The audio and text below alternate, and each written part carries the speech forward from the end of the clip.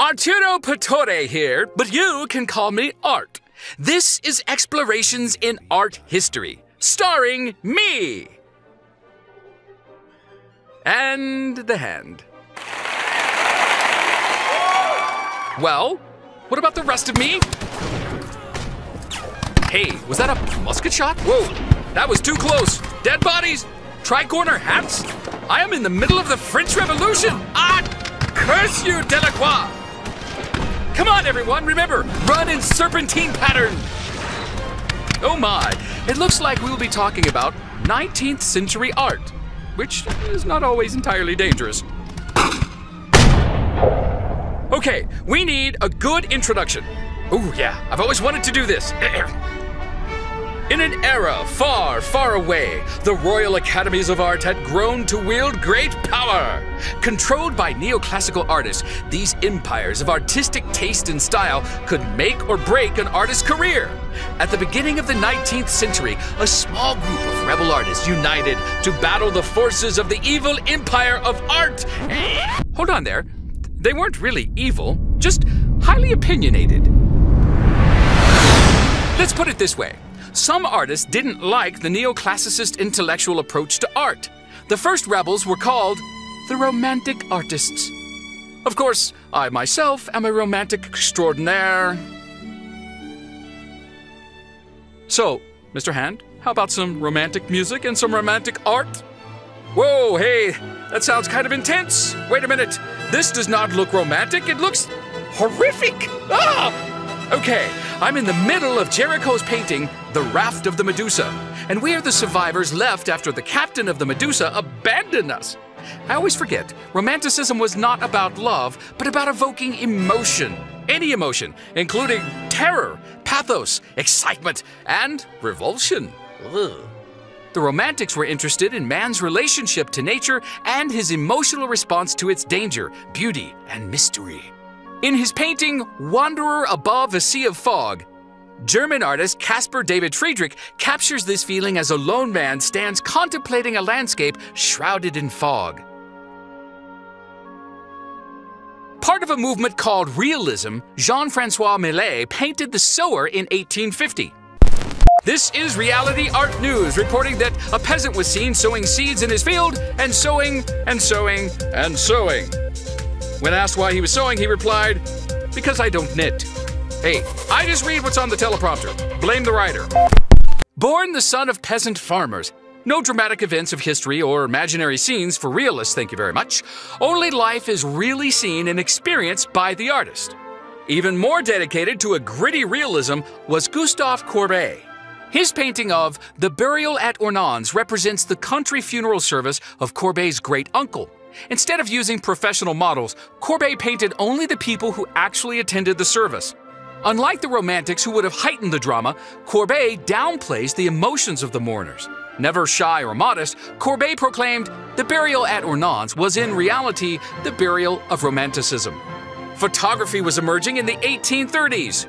Portrait painting had kept many an artist in work, but photography, though only black and white, provided a quicker and cheaper method for preserving a likeness.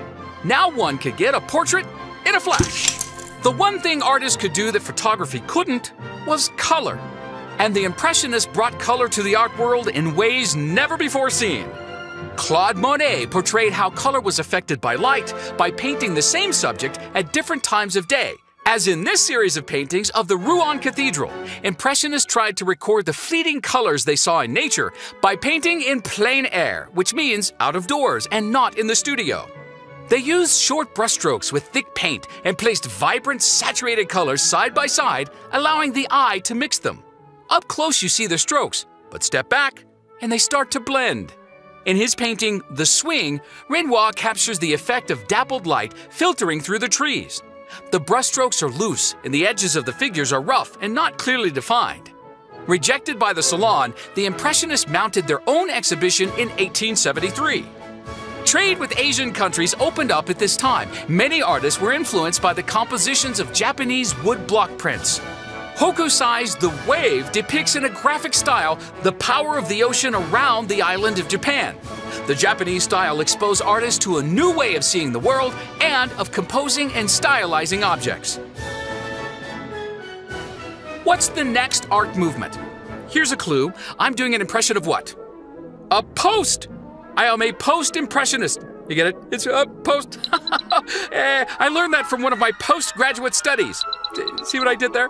The post-impressionists took the ideas of Impressionism, but then adapted them to their own style. Paul Cézanne wanted to add more solidity and structure to his forms. At the same time, he began deliberately breaking shapes where it suited his composition and ignoring rules of linear perspective. Cézanne worked painstakingly slow, often taking 20 minutes between a brushstroke. Before he finished a still life painting, the fruit was often rotting and the flowers wilting. If Cézanne painted with glacial slowness, Van Gogh was his extreme opposite. His paintings reflected his restless energy in their vigorous brushwork and vibrant colors. His most famous painting, Starry Night, was done from his hospital room in St. Remy. Van Gogh sold one painting in his lifetime, never knowing the acclaim his art would receive in the future. At the end of the 19th century, the art world was splitting into multiple movements. Art for art's sake was the cry of the aesthetic movement, meaning that art should be for its artistic merits and not for its subject matter. And so, James McNeill Whistler named his paintings as if they were musical compositions. And this portrait of his girlfriend he named High Maintenance. Oh, no, I'm sorry. He named Symphony in White No. 1.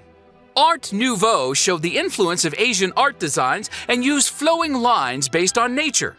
This building, called the Casa Batlló by Antoni Gaudí, is a deliberate attempt to eliminate straight lines in architecture and create more organic shapes, as if the building were formed by nature rather than man. Symbolism attempted to use visual art as a metaphor for deeper meanings, but these symbols were private. Edvard Munch described his famous painting, The Scream. Over the blue-black fjord and city-hung blood and tongues of fire, my friends walked on. I remained behind, shivering with anxiety. I felt the great scream in nature. The 19th century art world began to recognize specific themes and styles as German, French, or Hungarian. Change was accelerating and the art world fragmenting into many different movements. With improved worldwide travel and trade, Western artists learned non-Western ways of seeing and global perspectives which set the stage for artists to explore even more radical styles of art.